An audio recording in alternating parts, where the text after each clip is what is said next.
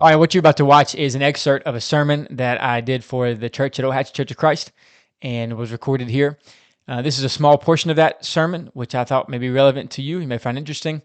But if you'd like to see the greater sermon as a whole, it is also on the channel. And that description of what sermon it'll be will be in the description below. Thanks. He gives us 3 examples to this end, 3 examples to show that fruit is coming, all giving basically the same message. The first one is the example of the farmer. Be patient, therefore, brothers, until the coming of the Lord. See how the farmer waits for the precious fruit of the earth, being patient about it until it receives the early and the late rains. You also be patient.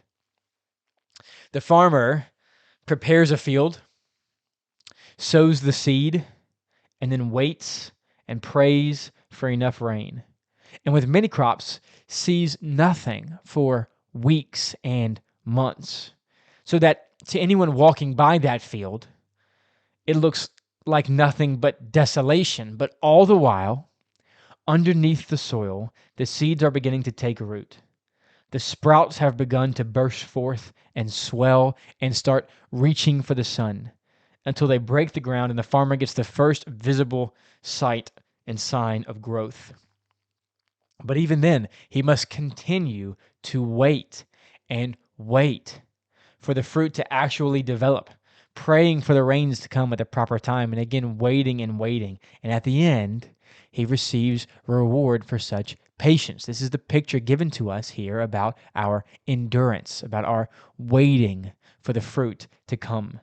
Imagine a farmer who takes out his young son for the first time to the fields. And for the first time, they plant seeds all day together. And at the end of the day, they sit down together and overlook the field. They spent all day, they've put sweat and blood and tears into planting this field from morning to evening. And now they are looking over the work that they have done. And the son says, "Now what, Dad?"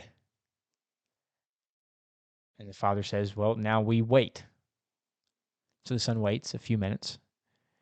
And the son says, "How much longer?" And the father says, "Unfortunately, it's much longer." And the son says, "Well, what's going to happen in the field that we just planted?"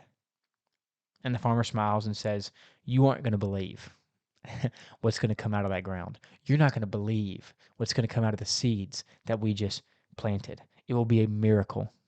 It will be beautiful. It will be life from what looks like dead earth. It will feed us all year. It will provide for our family. Just wait and see what is coming."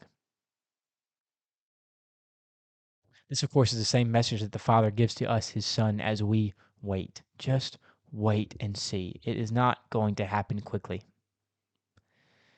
You're going to have to wait, but just wait and see. It will be a miracle what will come out of this. And it may not be that you see that miracle until glory, but it will be beautiful what will come out of this. And it may not be a beauty that you see until glory. You may see nothing at this moment but a barren field. Amidst your sufferings, amidst your difficulties, amidst your life, but underneath, the seeds are sprouting, are taking root, are swelling. Oh, just wait.